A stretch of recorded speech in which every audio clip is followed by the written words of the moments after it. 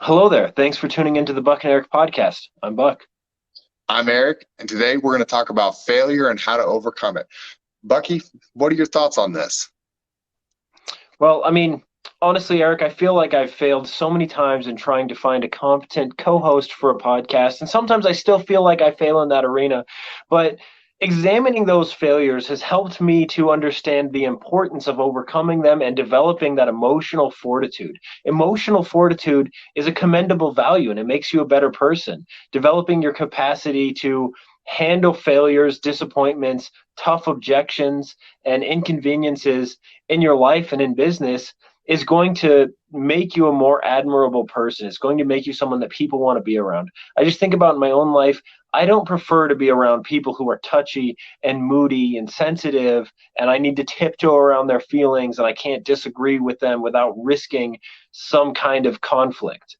And really, that comes from dealing with failure voluntarily, right? And just imagine if Kobe Bryant were to have given up after he missed a couple 3 pointers, we wouldn't have had that NBA genius, right? And so it's the same for any other skill you want to develop. You have to risk failure in order to grow. And successful people go out there and they try new things and they push themselves to the very limits of their competence. And then they take plenty of time to reflect on that and extract value from their successes and from their failures.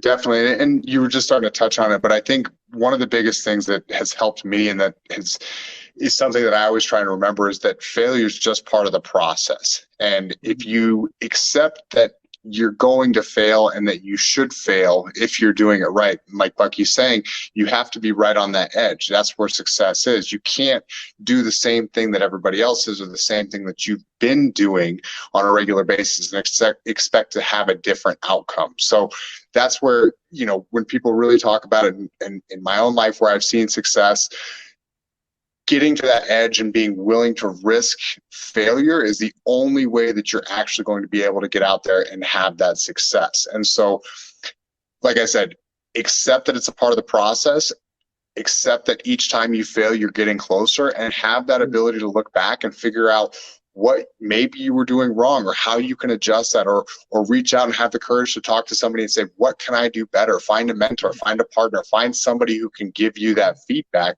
so that if you can't understand what you might be doing wrong and how to improve it, they can give you that as well. So definitely make sure, you're looking for those ways to improve through that. And then don't let failure slow you down. It's just part of the process. Right. Just remember that unless you were born with the first name Bucky, last name Dylan, mastery was not the default state. So, be that superior, confident man who can draw value from adversity, who grows courageous through self reflection and the progressive realization of a worthy ideal. Maintain optimism in the face of defeat and inspire others, and develop that discipline to self regulate your emotions and understand that I have a mindset of abundance. I don't need to make this one failure the complete picture of my life. There are opportunities ahead, and the lessons I learn from this are going to make those opportunities more likely. And watch how once you develop those character traits, success and companionship and sales becomes attracted to you as a person. Definitely. And just to round it all out and kind of sum up what we've been saying, if you do find yourself in that rut, and if you are feeling like you're just failing over and over and over again, all it takes is a small change. And like Bucky said, take that perspective and realize that that one failure is not representative of your entire life and who you are as a person. You have to take a step back and say, this is one event on one instance. There's a way to improve it. Let me take a step forward to make that improvement. So definitely get out there, make improvements, make more sales, be willing to risk it, try different pitches, and have fun with it.